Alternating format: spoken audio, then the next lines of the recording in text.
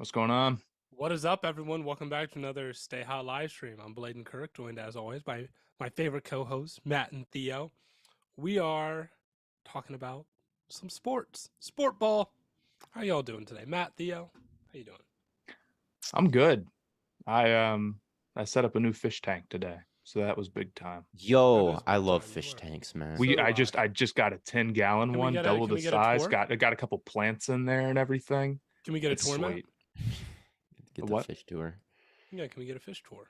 Oh yeah, I'll send you guys a picture of it. It's sweet. I What thought you kind meant of like fish do right you now have on in there? Do live. you have like Well, I have anything the in it? fish are not that interesting. They're just like guppies. But I Okay. got frogs in there. I got Okay. a shrimp in there, and I got snails in there. I think that's an underrated part of when you're setting up a fish tank is the fauna is the fish are cool, but if you can get some cool fauna in there and some like plant like get it full We've of got this like plants. huge. We've got this humongous plant in there. It's sweet. The plants, as I've matured, and I don't have a fish tank anymore because I've been moving around and I don't want to move a fish tank. So, Yeah. but I've learned as I've matured that the decorations in a fish tank can go harder than the fish most Yeah. of the time, unless you have like a Aquascaping, crazy man. saltwater When aquarium. I get like a house, I'm Mhm. gonna do aquascaping, which is like big and it's like all plants and Yeah, me too. That's what I want. Like my dream would be to have a wall in my home that is just a fish tank. There's just like a giant aquarium. I love, I don't like the orthodontist. I had to go to the orthodontist the other day to get a new retainer, but they had a fish tank in there. It's a good draw for those dentist's office because otherwise I wouldn't go. But they've got big fish in there. I'm I stand scheduling with a my dentist hands clasped appointment. behind my back and admire. I'm So scheduling a dentist appointment, and it's my first one that isn't like a pediatric dentist big boy and dentist. big boy dentist. And I swear, if there isn't a fish tank in there, I'm leaving. I'm leaving. I'm just leaving, and I'm finding a new dentist. So Have what I ever has gone on happened my sports dentist wise? rant to you guys and how much I hate the dentist and think I hate the they're dentist too. No fraudulent? one should like the dentist, but I strongly agree. I think like dentistry is like a fraudulent career. All And right. I think that You we could you don't only dislike the dentist, you no, think I it's like legitimately all like phony I crap. don't like the field of dentistry. I don't Dentists think hate humans him. I And don't it's think just a picture humans of need their Theo. teeth maintained like that. Like just brush them twice a day. I like yeah, like bro still wears his retainer. They gave me a retainer to wear.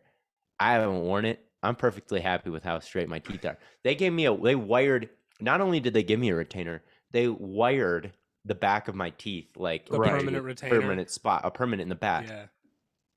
I took a pliers and I took the Yo. cord out Dude, because that's a too step much. too That's far. too- because it was poking. It came loose on the back end and it kept poking my cheek, and I just got so sick of it. I took it out. And I'm like, why do I need braces to fix my teeth? Why do I need a retainer to retain my teeth? And why do I need like if it's fixed, it's just fit like okay, okay, they're done. They're not just if they're just gonna go back to the way they were, like what's the point?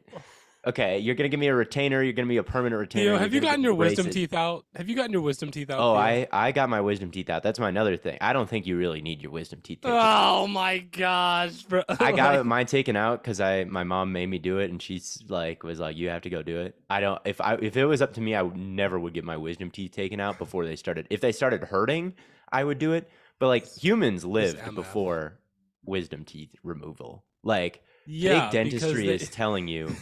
they used to be functional. That's Big why. dentistry is telling you, oh yes, every kid in the world needs an $20,000 surgery to remove these useless teeth. Otherwise, something might happen. Yeah, like, Actually, okay, dentists. when I was You like also need all these other things. You need 3 different retainers and No. braces. Look, you can go into the dentist and or you don't have to go to the dentist or an orthodontist. You can smile and I will tell you for free if you need braces or not. Right? You don't need to go charge like pay $5 for for that. anything. You can I smile. had braces 3 times, and I had Invisalign. 3 3 times and times? Invisalign. Yeah. when I was like You don't Look need at them look at all. my 7 or teeth 8, now. Look at my teeth. Man. they're great teeth. When I was 7 or 8, dude, They are good. I had like a tooth problem. I forget what. And they like suggested to my parents that they pull like 8 or 9 of my baby teeth out at once instead of just letting them fall out naturally. These people are crazy. They will. You go in there and they're just diagnosing you with like, they're like, we need to do 10 different things. Sorry. My teeth you look at a picture of me as a kid, my teeth look fine. They look fine. And they look fine now. But they looked fine before. Like, seriously, like, if your teeth are crooked, go get braces. Like, yeah, like if they're crooked and you don't like them, there's a way to go fix it. But if they look fine and you go to the orthodontist, they're going to take x-rays and they're going to be like, your submolar 4 here is a little growing in a little bit wrong. We're going to need you to get braces and a retainer. And you're going to need to spend $10,000. Or in the case of Blaiden, you're going to need braces. You're going to need braces a second time. You're going to need braces a third time. And you're going to need a Invisalign. Like, no. How old were you when you got braces for the first time, Blaiden? I want to say like it was elementary school for sure. Yeah, because your head is still like growing. Of course, the teeth are going to keep moving. They got you, bro. They got you. My mom always talks about. My mom always talks about.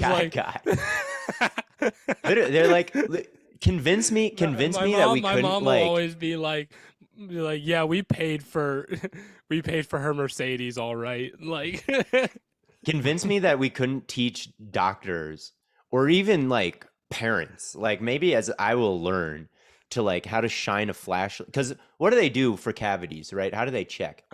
They've got their magnifying glasses and like a flashlight, and they just look for them. Teach me. We can teach our doctors at check. We can consolidate. Video. We'll watch a YouTube video on how to look for cavities. No, it's like how barbers used to be like surgeons too. Give the barbers the teeth back and not the surgery. We can consolidate all of this. This doesn't have to be this is the problem with now I got to get into the for-profit healthcare. Not only that, it's not just one guy. That's like there's like 5 different branches of for-profit healthcare, and it's like we could just if we're gonna spend $5,000 on every time we get something checked up, it might as well be like a full body check and just teach one guy to do everything, you know. But anyway, I'm trying to ruin people's careers. Fun fact, like. American healthcare is mid. There's one kid I knew in high school, kind of a knucklehead. Like, I liked it. He's a friend of mine, but like kind of a knucklehead. He's going into dentistry. He doesn't give a shit about teeth. He's like, he doesn't give a no one cares. No one actually wants to do it, but it pays so well. Like dentists are rich, like really. Oh rich. Yeah, no, they're fucking loaded. No one gets in to dentistry for the love of the game. They don't do it. They don't do it to save lives. They literally only do it for money. Every single dentist. My orthodontist, when I first started going there, easier than being a doctor. Not saying it's not hard. You have to do a bunch of shit to be a dentist, but it's easier, lower stakes than being a doctor, less gross, all of it, and you get paid a shit ton. Like, no, dentists are just, and that's why they give you all this shit. But when I first started seeing my orthodontist, she was driving a BMW. And then a couple years later, she had a Mercedes. It makes me sick. It makes me sick what they're doing to our children. This is like my anti-vax take. This is like I'm not anti-vax, obviously, but like this is my anti-doctor, anti-medical take. This is people are too focused on the vaccine. Like who gives a shit? The vaccine's fine. What we should be more mad about is wisdom teeth removal. I was with you on like the on the dentist shit. Then you said, "Don't get your wisdom teeth taken. Don't get your until they start to hurt. Then you can get them out. If they don't, maybe there's a chance where nothing ever goes wrong with the wisdom teeth. I think. Yeah, but they can X-ray and see the direction that they're growing. And what are they going to tell you, man? And they're going to tell you that in 3 years they're growing the wrong way, and they're going to be in some pain in 3 years. Well, let's take them out then. No, what? If it happens, get them out now and don't be I in pain. I say bet. Because if they grow in wrong, right, then they shift your teeth more. And then you're also in pain, and then you need braces. They're getting to you, man. These are dentist talking points that have infiltrated your brain. Literally, it makes sense. There's got to be some wisdom teeth out there that just grow straight up, you know, or don't grow like. It can't be a 100% failure rate. Bro, I saw the X-ray of my wisdom teeth, and they're growing in fucking sideways. I'm like, yeah, get him out of there, dog. Anyway. Anywho, we're supposed to talk about sports. Is the Spurs, Hornets, or Pacers package best for the Lakers? Pacers. The Hornets are like, they're not going to tank unless they are really bad. They don't want to do that. They should, but they don't want to do that. And they're 2-1 right now. And I do believe that Clifford's going to get them good enough so where they don't tank. The Spurs package, point blank, have not actually seen exactly what it is, but I know most of their best players are like, role like guys they want to keep. And with the Pacers, I think Miles Turner and Buddy Hield their defense is fantastic. The Lakers' defense is wonderful. They just cannot shoot the ball. and it shouldn't be like that. It's like they're not that far off because Kendrick Nunn is good at shooting and Reeves can shoot and LeBron can shoot. Anthony Davis needs to stop taking outside shots and needs to play the 5, but he just got to stop. Like, he can't do it. Sorry. But get Hield out there. It'll be okay. Yeah. One more thing. Just go ahead. Kids at home, Google, do you need your wisdom teeth removed? Just Google that, please. Anyway. Yes. My hot take, can the Lakers trade LeBron and AD? Is that like something that can be discussed? LeBron and AD to like the same team? No, like just separately. Like you can make these moves for Hield or all these role players and surround them with shooters. But at the end of the day, like if we're gonna be self-aware about this, like is that a core that's gonna win the finals? I was thinking about this. I'm like, it might be better just to be like, we got our title. This isn't working. Yes, we can be much better with this trade. I think the Pacers trade, but like, does that push us over the top? I'm not sure. It might be better for the Lakers long term to just, or is that crazy stupid? There's some clause that says you can't do that, or you have LeBron, you just can't. You simply cannot trade. My gut would tell me that at least one of those two players has a no trade clause, if not both of them. But I could be wrong. I think that I don't disagree. I think that Hield and Turner would make them pretty darn good, honestly. I think their defense would be so good, and I think their spacing could work out if they would just get the guys to like Anthony Davis. You are not a good shooter. You aren't. He can't do it. They do not guard him from out there. Now, part of the problem is Westbrook out there too, and it's like, okay, I think they could be a fringe contender, but if they don't pull off that trade, if they don't go make this major trade, then yeah, they would be better off blowing it up because it's a disaster right now. They have to do something. Whether that I'm not saying they should trade LeBron and AD, but the thought did cross my mind where it's like, man, this is so the shooting. If it doesn't work out this season, they're going to be thinking about it. I can promise you that they're going to be thinking about it. But yes, I do agree. Their defense has been pretty good right now in terms of points per possession allowed. They're 4th in the league, 4th best behind Milwaukee, the New York Knicks, and the Dallas Mavericks, which is not two of those teams are not what I would have expected. Yeah, like I would make the deal just because you might as well. But yeah, this is the worst offense in the league thus far. So there's only so much. There's only so far. Are we surprised though? No. And they've just made some bad decisions. It's like not even the trades. It's like keep Malik Monk, keep Alex Caruso. This team is in a totally different spot. If they had never made the Westbrook trade, they didn't even need to go sign DeMar DeRozan. If they had just not made the Westbrook trade and they had kept Kuzma, KCP, and Caruso, and then also if they had Monk, they'd be loaded with guys who could shoot. And it sounded like they were about to make a trade for Hield, and then they at the last minute went with Westbrook. Like they were this close. I know, this close to greatness. I fear, but Knicks are balling. The Knicks are balling. Julius Randle has rebounded a little bit. I think I went on a rant about RJ Barrett the other day, and he hasn't been good this season, but like everyone else has been good. So it doesn't hardly matters, you can afford him. We're getting to the point where it's like, okay, RJ, you got to do it or you're not doing it. Yeah. Give me Dennis Smith Jr. over RJ Barrett. I say Hornets legend Dennis Smith Jr. now. Right, yeah. RJ Barrett has not been efficient yet in his career as a offensive player. Just has not put the ball in the basket. In any area of the court, he is below average in his career, except for year 2. But the other 2 years, bad from 3.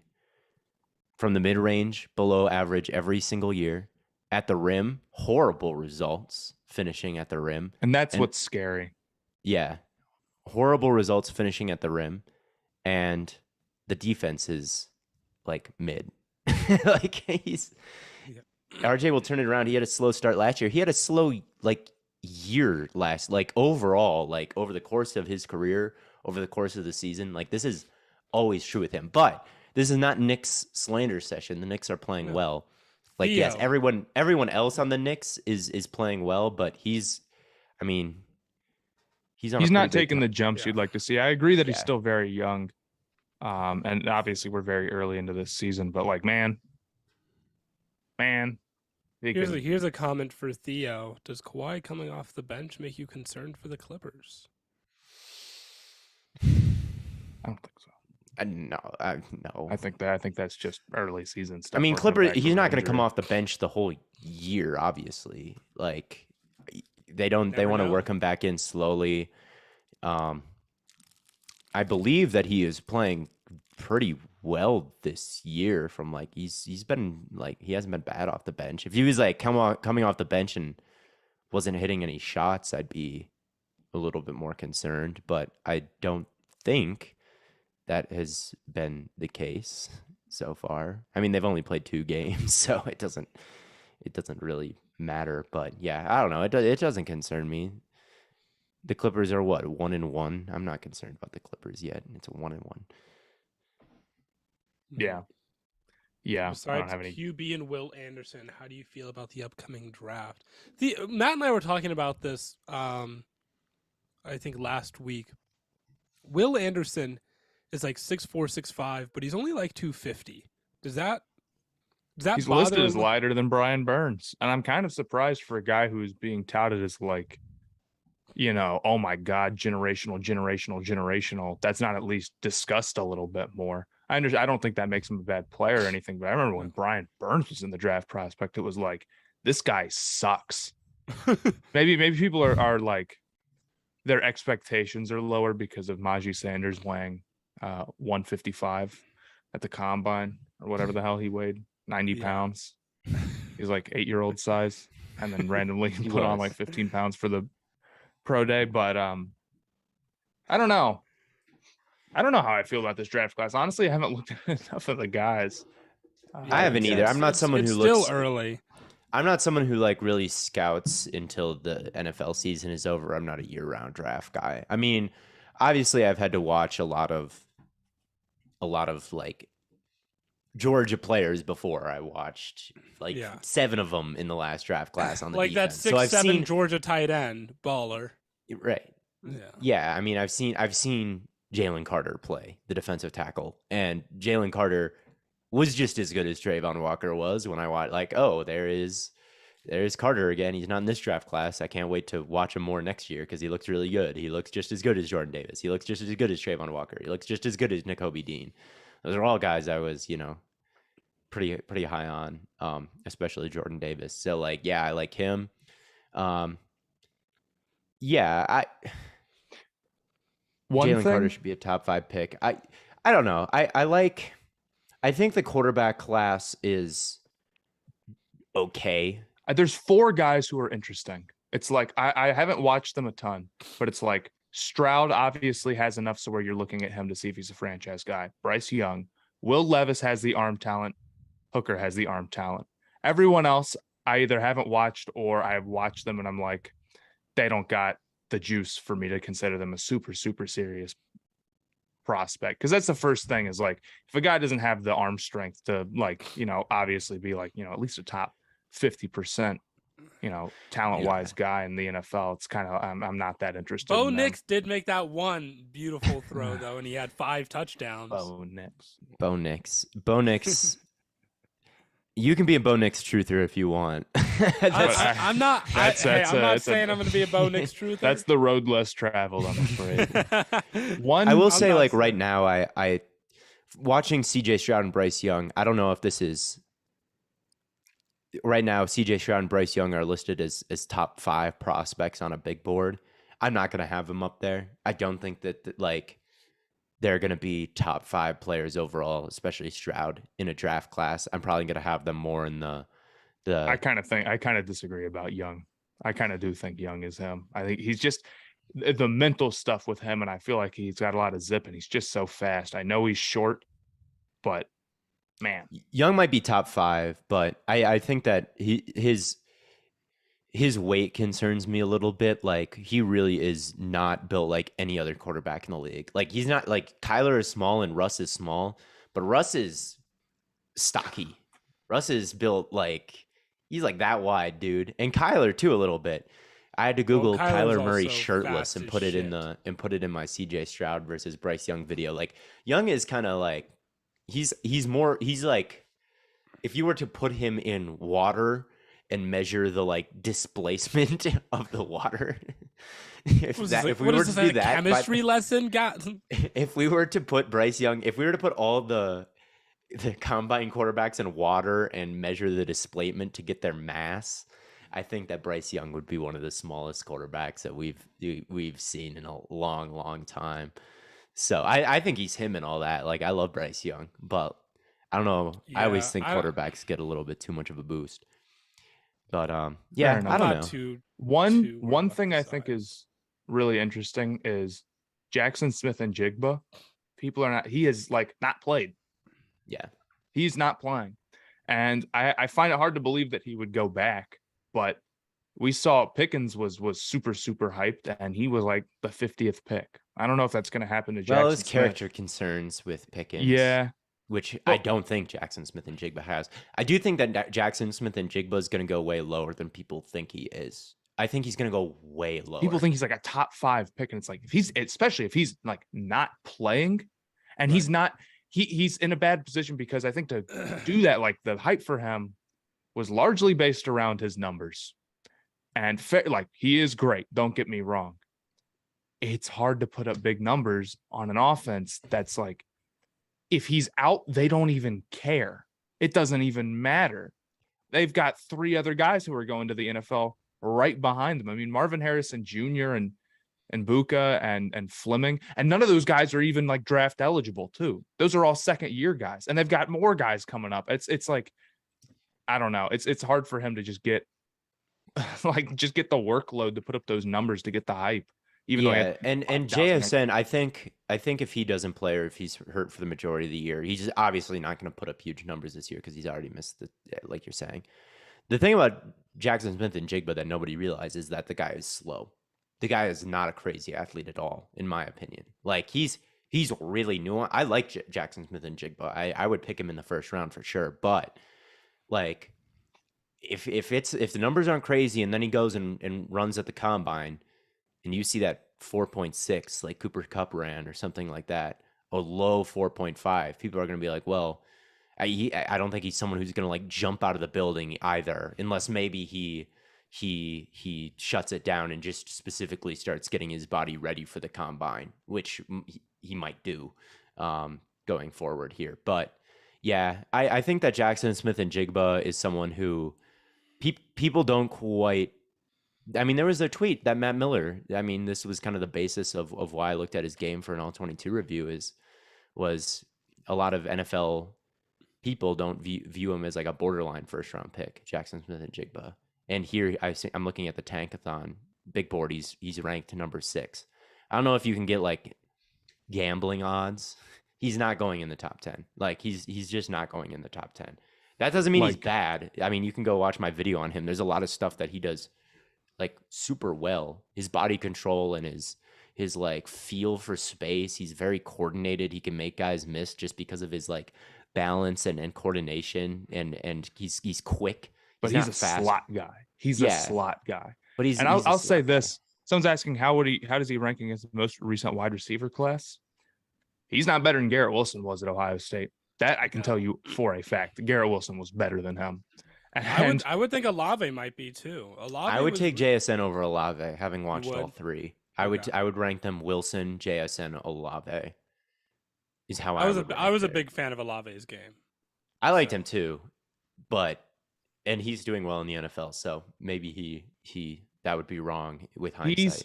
He's a little bit he's all of those Ohio State receivers are just so good at being receivers. Who Brian Hartline really is one of the best position coaches in the world, as far as I'm concerned. Olave is the same way, where it's like he just knows where to be, but also not to the same extent that JSN is, in like a totally different way. But he also has like 4.3 speed. He's also got that top end speed. Yes, Ohio State wide receivers all kind of look the same in a weird way, because and Olave looked a little bit different, but like I watch Marvin Harrison sometimes, like he had a catch versus Michigan State where he kind of jumped and kicked his legs up, and at the same time he reached down, and by the time he like caught the ball, he was kind of in like this C shape. I'm like, what the fuck was that? Like he's like, it's just weirdly good body control. I don't know if they coach it or it's just something they find in high schoolers, but like they could just spin, or like I always think of such an Ohio State wide receiver move is to jump, catch the ball, like spin around in the air, and then land and keep running. That's like something I saw JSN do. That's something I saw Garrett Wilson do. It's something I've seen like Marvin. It's just like pluck the ball out of the air behind him, spit, like do a little pirouette in the air, hit the ground, and keep running like nothing happened. It's weird body control. Also, scouting report from the Ohio State game recently. Mbuka, however fast he looks on TV, he is way faster in real life. Ignore the 40 times. That guy is unbelievably fast. And I know he'll run well too, but if he runs like a 4.4 and you're like, okay, so he's like very fast, but not like that level. No, he's that level. It was crazy. That Iowa game was hilarious though. Does he run? Does he totter back and forth? Like he's maybe not. He's a little bit, I guess, more upright than that, which I guess is not what you want. But dude, I know it was right away. He was on like the sweep or some sort of one of those little like passes, and it's something different. The guys they get there is just insane. I don't know how I don't know how they do it. Had a dream where Herbert demanded a trade and was sent to the 49ers. Need it. Justin Herbert, I'm sick of the slander. I'm sick of the slander on this podcast. On this very podcast, the Herbert slander in the general eye, labeling him as not a winner. He's such a funny player to slander, though. He is so good. However, right now it just ain't working out for him, dude. It's just not. How many picks does he have this year? I swear to God, it's like probably none. not. Yeah, probably very few. He has 4 in 7 games, which is pretty good. Ooh. And he doesn't take sacks. He doesn't throw picks. He's like a freak athlete. The problem is there just haven't been big plays because the wide receivers are so fucking slow in Los Angeles. Like that is the problem. That is the problem. They are so fucking slow. And it's like, that is why you have this guy who is not throwing it deep. It is because his wide receivers are all slow, every single one of them. And so he should go to San Francisco. So going to Josh Palmer. Slander? What do you think it takes for Staley to be fired? Missing the playoffs this season. Like, I think even if they make the playoffs, if they get like mollywopped in the first round, it might be time to pack it up, man. I think they've just messed up their roster. It's just like they did not do a good job at all, and they spent so much money this offseason. It's like But I mean, everyone liked the roster in the offseason, right? Everyone was like, and I'm guilty of that. But it's like the receivers are not what they need to be. J.C. Jackson. Their problem is that they spent all this money. It's not that they're missing things. It's that the players they're spending big money on are not worth the money, that they're not that good. And that is hard to overcome. You can get great players, but now if you're locked into some contracts, it's tough. Bro said Herbert was better than Allen. I don't think that anymore, but I will stand on the take that Herbert was better last year. I will stand, like, if you look at 2021, Herbert had a better season than Allen's a winner. What has he won? He's a playoff game. More than I can say for. He did beat the dog shit out of the Patriots. More than I can say for and he beat Herbert. the Phillip Rivers Colts. Lest us not forget. He has been to the playoffs. Dude, I was on. You saw I tweeted out that CJ Stroud was not quarterback one, and then Ohio State. People were like tweeting the score of the Ohio State Iowa game at me. You were there, right? This is going to be Iowa is the worst. This is going to be the worst player to like talk about prospect wise in eons, man. Ohio State has like the best offensive line, the best receivers, and their defense had 6 turnovers. If we're scouting quarterbacks by the final score against like mid Big Ten teams, so and it's the same in the NFL. It's going to be the worst. I think it's going to be the worst from Ohio State fans because they're Ohio State fans. But I think the general public is very ready to slander Ohio State quarterbacks. I think so too. I think for me, Iowa's the CJ worst. Stroud is going to go very differently than maybe you slandering CJ Stroud, who may have more of an Ohio following. They keep saying I hate Ohio State. Meanwhile, I'm at the game. Like while I'm at, you were rooting for Iowa.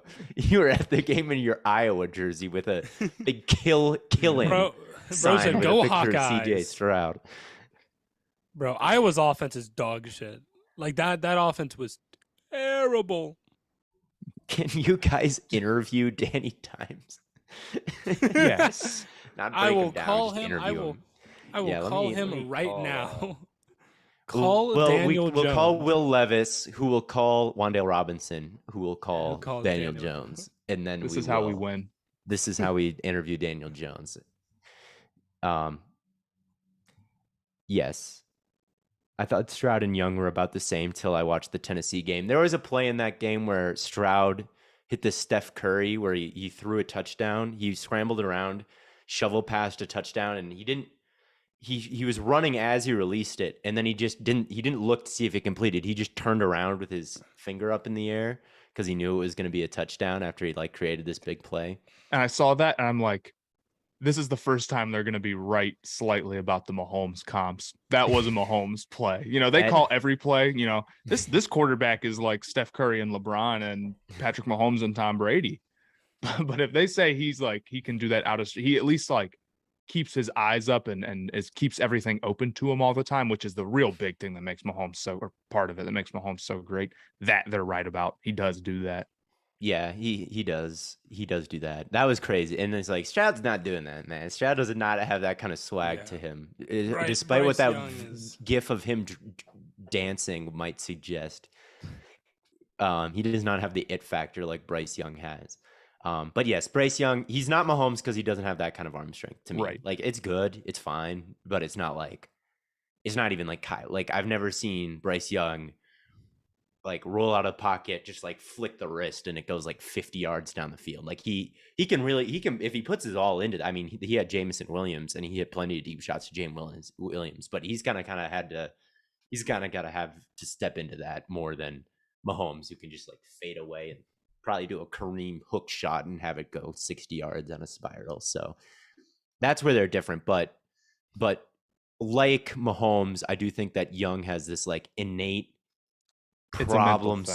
dynamic problem solving once the ball is snapped, and it's just like he always, the thing is that like all of his options are always open to him all the time. That's the thing. It's like on that Tennessee play, he was like running. I thought for sure he was just going to try to run for it, and he probably would have gotten it, but he still, like, I wouldn't have even thought to still throw that ball, even if I was playing like Madden.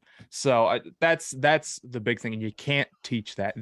People say it factor as like a catch-all because they may, like, some people may not know what to say or whatever. That's what the it factor is, I think. Yeah, I think it's kind of that like dynamic problems, basically just problem solving, and it's what Cam was so good at, and it's something like, and you can have twitch like I think Young has, like he's crazy twitchy, like just the quickness that he does everything, that he flips his hips, that he runs around.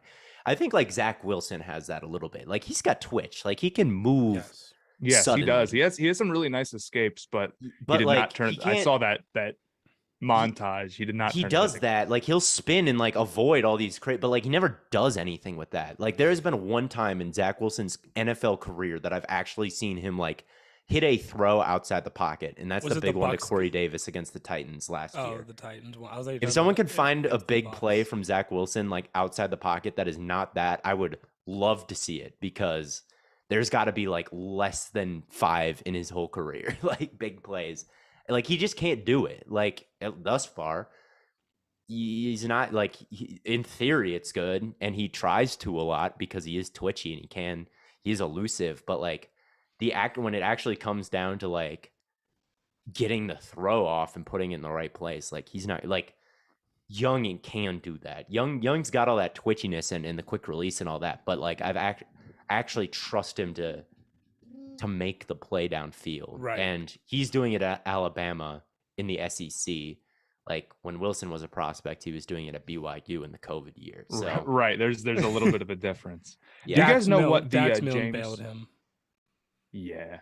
Do you guys know what the James Robinson compensation was? Someone's asking about it. I believe like it was a 6th-round pick, and if he hits certain yardage thresholds, it becomes a 5th-round pick. Man, Oh, that's a good trade. That's great. You know what that's? There's a That's certain a team win-win. that just traded 4 draft picks, all higher than that maybe could have done that and would have been not that much worse, man. So I like that trade. I think, you don't want to. Great trade. Carter's good, but you don't want to just have him. I don't know who they've got behind them. So Probably Ty Johnson still, I think I remember. which is not super, super serious as far as just like giving him a bunch of carries. So I thought it was a win-win because Jacksonville, like, Travis Etienne has been playing well over the past couple games. Like, you could kind of see that shift beginning to happen where Etienne was going to take over, be the lead guy, and James Robinson was going to kind of fall off in terms of statistical output and then leave next season for nothing. So, to get a pick for him and just to kind of like really lean into your number 1 overall pick, who's I think clearly pretty talented and done a decent job over these past couple weeks as the number 1. Like, I don't think it's going to impact. I don't think the Jaguars offense is like worse today than it was yesterday. I really like James Robinson is a nice player and all, but I think they're about the same. And I don't think leaning into Etienne is a bad thing for them, and they got the pick. And yeah, I thought this was like just like a solid win-win. I don't know. Yeah. Like, No one sure. loses this trade. No. Did you guys get to watch last night's game between the I watched a Bears good and amount of it. Patriots? I saw Justin Fields had a couple funny throws. He played a pretty decent game. He played pretty good. The one throw to Cole Kmet where he like escaped and redirected him up the sideline. That was nice. That was nice. But I don't know. I feel like we saw a lot of examples again where like Fields does have like flashes. Man, there's no weapons on that team to throw. There to. are no weapons on that team. I will give him that. It is like Khalil Herbert, great runner. I mean, they rushed for what, like 270 last night or something crazy. But man, he has no one to throw. It's like Equinemius St. Brown, Cole Kmet. Like, give him something. Like, there are to a degree. Yes, he has looked bad in his own right, but last night we saw some pretty big flashes of what he could be. And I think I do kind of think that, I'm really worried that I'm just gonna fall into the trap of like, give him another year, and he's just gonna be asked for another year. Well, I think you do give him another year. I think you do too. Like, regardless of how. But if you give him another year, you can't just run this same roster back. That's the thing. The weapons are too bad. If they obviously, how? I mean, you can't. You physically cannot run the same roster. You're forced to take a player in the draft. You're forced to like. Yeah, you will spend money. It would be really. Obviously, they're gonna do that. I mean, yeah, but what if they just go like defense? Right, like they did that this offseason. Like, I don't think they. I have faith in the Bears to like select a weapon for Fields when it's their biggest need, and there's like. I don't think they're that dumb. I think they should have done it this year and avoided this whole conversation. Like, then you would just know right now, like, let's get the quarterback stuff out of the way and then go defense instead of have no weapons for Fields is the first 2 years while he's in the league. Obviously his, they like, probably most played the important board the way it developmental fell. time, They probably thought Jaquan Brisker was better than any of the wide receivers available, and maybe they were. Like, Jaquan Brisker is a good player. They probably thought this and this and this, but they do need, eventually you do need a weapon, and I think they'll give him it. The Vikings game was good, and this last game was all right. And it's like, who else are you going to take? Are you going to trade up again for Stroud or Young? They're winning too many games right now. Right, yeah. and you run it back with a new quarterback and a same garbage receiving core, you're just going to have the same outcome again. I think the other thing is, when we talk about year 2 quarterbacks, you don't have to be a franchise guy by the end of year 2, but you got to show some serious signs of improvement. And right now, Fields has had a couple of nice games. Not just okay, here's one flash from one. He's had a couple of nice games, and there's a lot more football to be played. If Fields starts looking like rookie year Fields for the rest of the season, they might run it back, but it won't be serious. Then you shouldn't run it back if you had the option. If he keeps looking like he did last night, where maybe he's not perfect or anything, but he definitely shows more signs of life, then that's the threshold you need to cross. And we'll know one way or the other which one it is by the end of the season. But we're only 6-7 games in for the Bears? 7? Right. Yeah.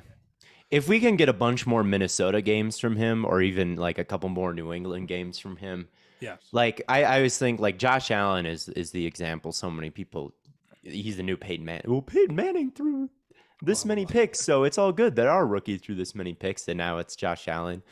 The thing about Allen is, if you go look at the roster that Josh Allen had when he got drafted, his wide receiver 1, dude, it was Zay Jones, a much worse Zay Jones than he is right now. Did they still have Cole Beasley, or was he still in Dallas at that time? He may have still been in Dallas. I think he was still in Dallas at that time. So they didn't even have Cole Beasley.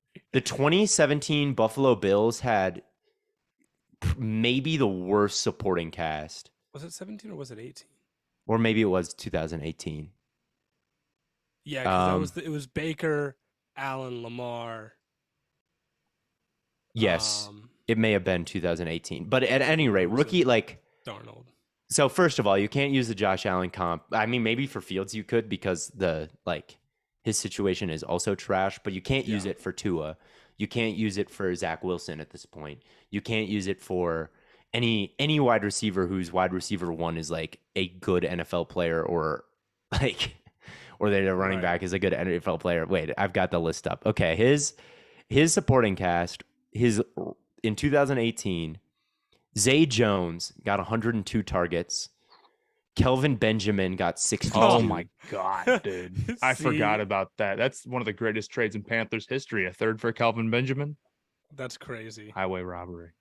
Kelvin Benjamin had 62 targets. He caught 23 passes. Dude, Kelvin Benjamin once had 150 targets for the Panthers, man. And then Robert Foster was wide receiver 3. That's a name I haven't heard in a long time. I forgot about Robert Foster. 30-year-old LaShawn McCoy was the running back, who was not very good at that point. Yeah. The other thing to remember is that Josh Allen, despite being the most raw prospect possible, also looked much improved by the end of the second season. If a quarterback just stinks for their first 2 years, it's not happening. You saw massive improvement for Allen by the end of his second season. Oh, so yeah. with Allen went from terrible to simply bad.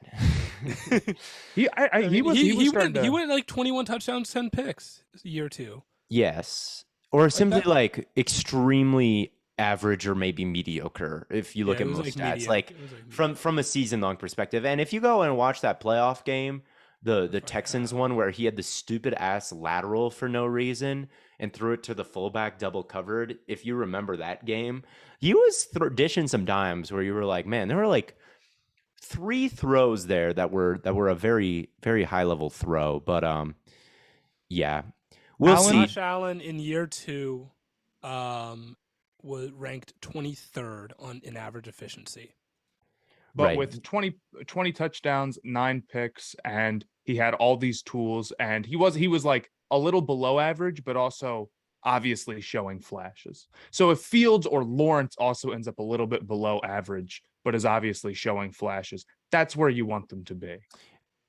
Lawrence is still the quarterback play has been so bad this year that Lawrence is still above average, even top 10 in a decent amount of efficiency stats. I mean, I remember at the quarter point of the season through 4 games, Fields was dead last in average efficiency.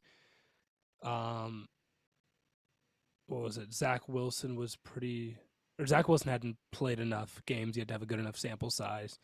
But Trevor Lawrence was almost top 10. So, he'd probably be near that now. I really don't. I mean, he just played a pretty decent game. Yeah. I'll run the numbers again at the end of next week. Probably. Anyway, this time. I will say, like with Fields, the last thing is like Fields is dead last in a lot of efficiency things, even still. Like he had quite the hole to dig him out of after the first couple weeks of the season. So, but yes, we will need to see some more good games from him. But I'm not totally out on him yet, and I don't think like unless you're really high on like Will Levis or something like that, or like Tanner McKee, who might be there when the Bears pick, like that would be a completely unserious thing to do, would be move on from Justin Fields. You got to give him a weapon. And like, if he sucks next year with some weapons, then it's time to say, okay, like we can probably upgrade. His sack rate was high at Ohio State, and his poise is simply not good enough. Like he just cannot read the field the way that we want him to. If it's like that next year, right, then it's okay. But I think after this year, you still gotta stick with him. Sadly, but I think one more thing before we get out: who would you start between Zappe and Jones at this point? Mac Jones. Zappe is ass. So is Mac Jones. Mac Jones was not ass last year. At least there's that. And he was not ass at Alabama. Zappe looked solid at points. No, I know. He looked bad. He can throw it to a wide open guy. I'll give him that. Like against the Browns, I don't know how many wide open touchdowns there were. There were a couple. There were a lot. The touchdowns against like just no pressure guy who was wide open. Like congratulations, you have a quarterback who can hit those things. I know for a fact Mac Jones can too. I know that he can. Just not the way it worked out. Look, if Mac Jones is terrible and you want to bench him, you can bench him. But like Zappe needs a hater right now because oh my God, does everyone love him? He's gonna win the job. I'm convinced at this point that he's going to win the job. I don't know if that's true or not, because like definitely the Belichick press conference stuff is not like confirming it any one way. Belichick saying, but like Zappe is he is not good to me. Do you know what Schefter said before the game? What? He said before the game started, before anything happened, Mac Jones and Bailey Zappe will both get playing time in this game. Man, they're running 2 quarterbacks week 7.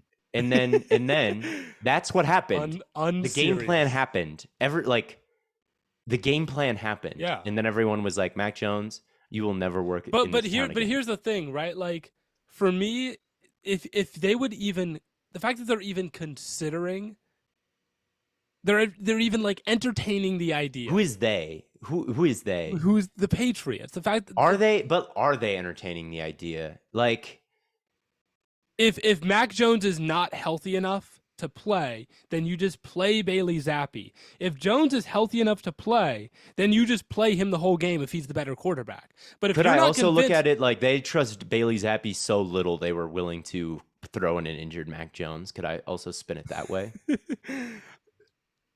Maybe because they didn't want to see Zappe the entire game. I think they wanted to get a sense of where Mac Jones was at.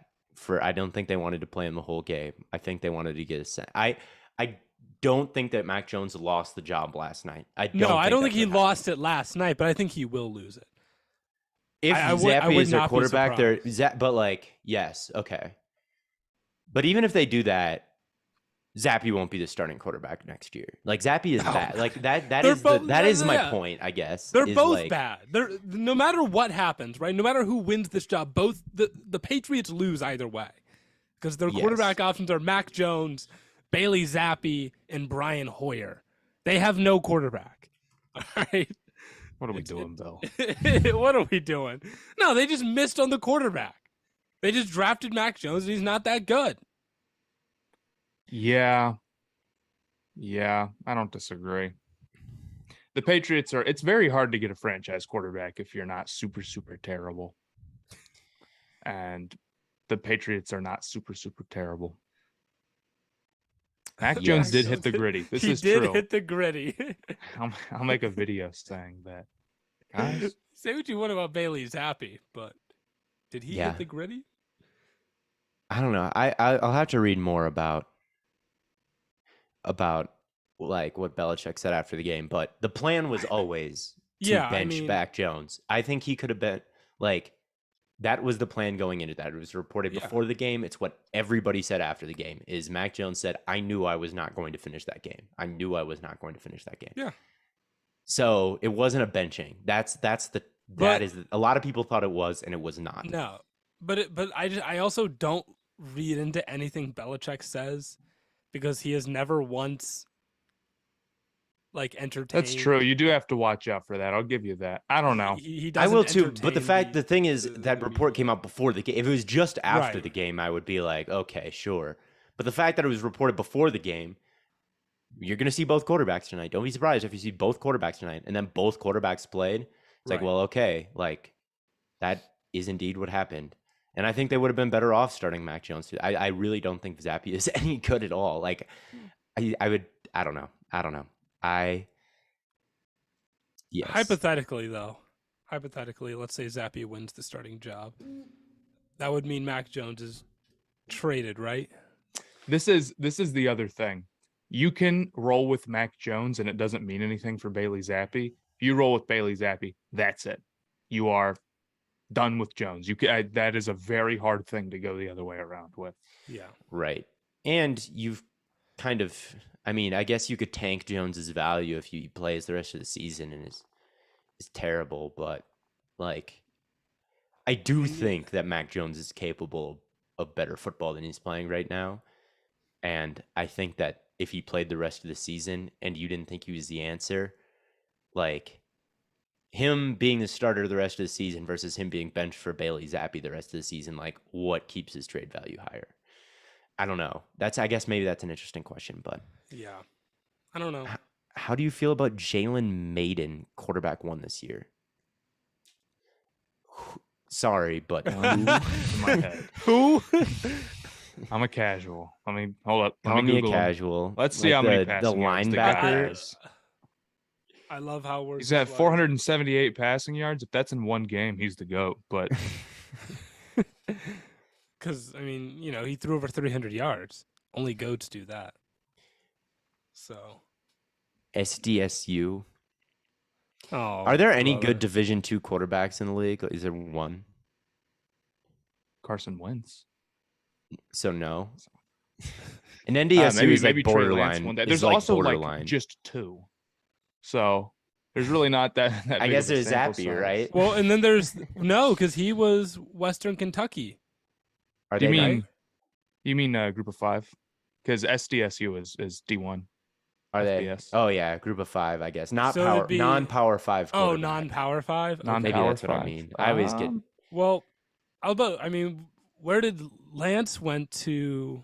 You went to NDSU. Lance wasn't even D2. Lance was just FCS. Yeah, okay. I was going to say Lance was FCS. Although that's practically NDSU is like could be good in like the Big 12 though. Like NDSU is like a good school, a great football school. I don't think so. So if you're coming at me with this like South Dakota quarterback like Josh Allen. Oh yeah, that's Jimmy G was not Power. Okay, well Jimmy Power 5 sucks. Well, he starts. He does start. Josh Allen. Where did Jimmy G go? Correct. Where did Jimmy G go? He went to Northern Illinois. He was a Husky. Yes, I think, or some dog mascot. Carr was Fresno State. Okay, there's more than I thought. Oh yeah, that's right. I'll accept Carr. Allen was Wyoming. Carr and Allen is enough. Yeah, I mean it's going to be less than Power 5, obviously. Nah, yes. There's actually all the best quarterbacks actually are JUCO. Delaware Flacco. Hey, hey. Do you have any idea how many passing yards that guy had at one point? I do not, but I'm sure it was a lot. NIU, same as Romo. Yes, that's right. That is right. Anything else we have? They're saying Eastern. Okay, Eastern. Hold on. Oh, I don't know. I my don't have God, any. Eastern. guys. Our bad for not having appropriate Jimmy Garoppolo knowledge. But as always, think that wraps things up. As always, tons of content coming on all platforms. We'll be back with another podcast here shortly. Got a Matt video coming out soon. Matt, what's your video on? Dennis Smith Jr., which is Dennis Smith Jr. Bro's not trying to hit his views threshold. I'm not hitting the views on this one. But the next two, okay, I'll do Westbrook and then Ben Simmons and then LeBron and then LeBron. Steph Curry. And that'll make up for it. Westbrook I'll make again. 10 Lakers videos in a row after this to make up for it. So. And then Theo, what's your all 22 on this week? Is our Brady and Rodgers and Brady. That's a good one.